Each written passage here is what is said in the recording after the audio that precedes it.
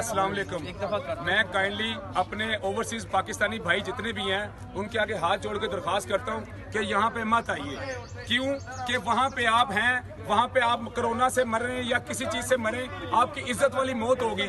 यहाँ पे आपकी मौत भी जिल्लत वाली होगी।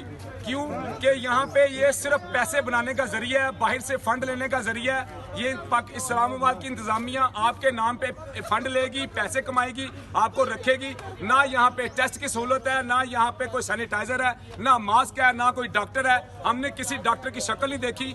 डॉक्टर सिर्फ एक बैठे हुए हैं, वो कंपाउंडर लग रहे हैं। वो सिर्फ यहाँ पे किसी के बीमार होने का इंतजार कर रहे हैं। सेहतमंद लोगों को बीमार करने के लिए एक डॉक्टर बिठाया हुआ है। वो हमने उससे पूछा है, वो कह रहे हैं कि जी जो बीमार होगा उसको हम निकाल लेंगे। यानी कि आर्मी चीफ साहेब, चीफ जस्टिस साहेब, इमरान खान साहेब, काइंडली आपकी मेहरबानी, ये पाकिस्तान आपका है, हमारा भी है। मैं अभी ओवरसीज पाकिस्तानी को भी ये कहूँगा कि कोई यहाँ पे ना